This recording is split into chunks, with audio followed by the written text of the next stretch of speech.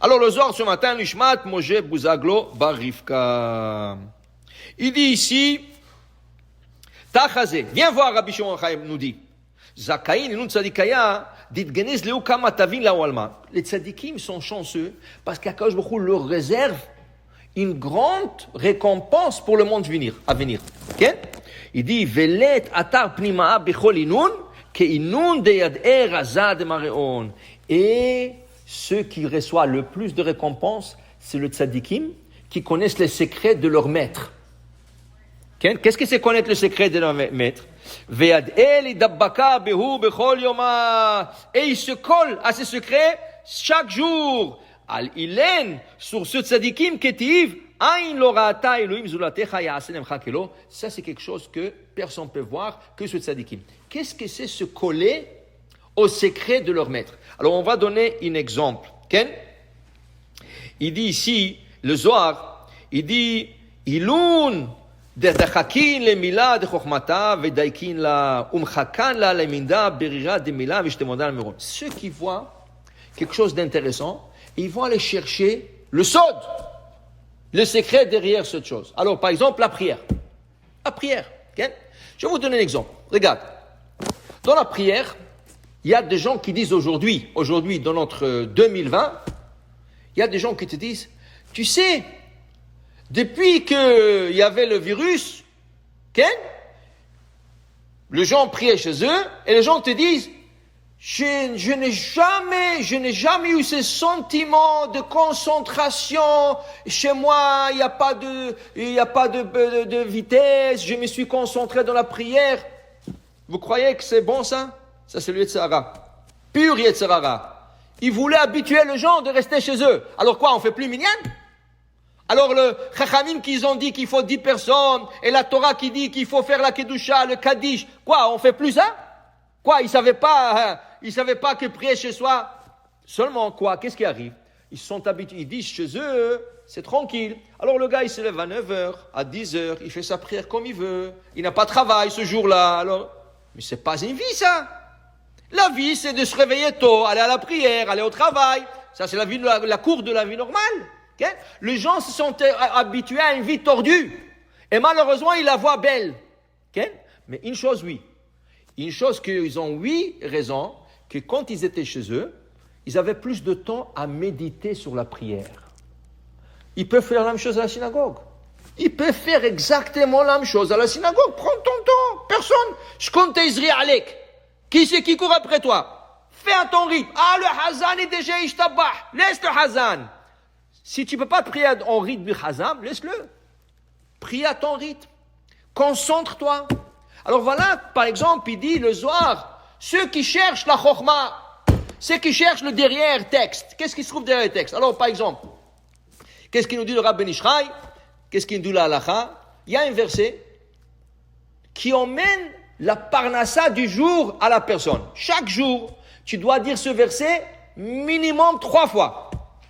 Et la halakha dit, quand tu l'as dit et tu t'es pas concentré, tu es obligé de le répéter.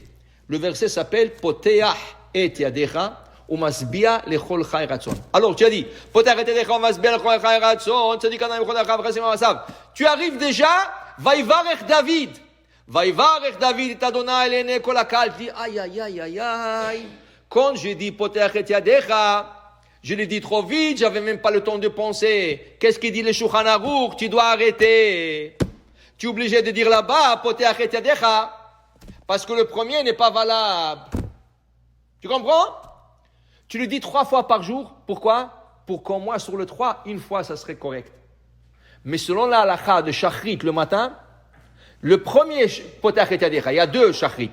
Il y a Poteach et yadecha avant la Hamida, il y a Poteach et yadecha après la Hamida. Le premier, c'est le plus important. Celui-là, si tu n'as pas fait la Kavana, tu arrêtes avant Ishtabach, tu dis Poteach et yadecha. Après la Hamida, tu dis Poteach et yadecha. Parce que tu l'as raté le premier. Qu'est-ce que c'est Poteach et yadecha? Tout ce que tu as à penser, selon le Pshat, Hachem, tu ouvres tes mains. Alors tu dois voir, comme un métaphorique, comme si Hachem ouvre les mains, et il envoie l'abondance sur terre. Toi, tu es sur terre, et tu reçois l'abondance au ciel. Qu'est-ce que tu fais? Tu ouvres tes mains. Okay? D'où ce qu'on apprend d'ouvrir le main du roi Salomon. Le roi Salomon, quand il a inauguré le Beth Amikdash, c'est écrit Veyadav Prusot Hashamayma. Il prie à Hachem, il a dit s'il vous plaît Hachem, que cette maison soit réussite, que cette maison, tout celui qui vient ici, qui soit guéri, qui a la panassa, qui a les bons enfants et tout ça. Veyadav Prusot Hashamayma. Il priait avec les mains ouvertes. On apprend ça de Shlomo HaMelech d'ouvrir le main. Okay? Alors si le Shlomo HaMelech ouvre le main, quand tu dis Poteach et Yadecha, tu ouvres tes mains et tu fais semblant, dit le Rav Ben Ishraï, que tu reçois maintenant le chef à l'abondance qui descend du ciel, qui a quand je crois vers ses mains, et ça descend vers toi et tu le reçois. Ça c'est le minimum, de minimum. Donc tu ne peux pas dire Poteach et Yadecha, impossible, qu'est-ce que tu as pensé? Tu n'as rien pensé. Tu n'as rien pensé. Tu dois dire ce verset-là, Poteach et Yadecha, Umasbiya lechol chayim. Doucement, qui court, doucement. Ça c'est le pshat, on n'est même pas arrivé au sod. Là tu commences le sod. Là tu commences, on va dire, le premier niveau de sod. Premier niveau. Poteach et Yadecha, dit le Rav Ben Ishraï, Al tikra Yadecha. C'est pas les mains qui sont ouvertes. C'est les deux lettres qui envoient l'abondance sur terre qui sont ouvertes. Quelles deux lettres? Yud et Yud. Poteach et Yadecha. Al tikra Yadecha, pas tes mains. Yudecha, Yudecha. Le deux Yud. Le tétragramme, comment il commence? Yud, Ke, Vav, Ke, Yud. Le même nom du tétragramme qui s'écrit différemment, mais il se prononce le même. Amonai, Aleph, Dalet, Nun. Yud, ça se prononce Amonai, comme le tétragramme, mais c'est écrit différemment. Qu'est-ce qu'il y a à la fin? Yud. Hachem, il ouvre le Yud de tétragramme et le Yud du Adnout. Le Yud de tétragramme envoie l'abondance au Yud de Adnout. De Yud de Adnout, il y a comme un tuyau. C'est quoi le tuyau? Les 6 lettres qui se trouvent entre les deux. Le tétragramme, il a 4 lettres.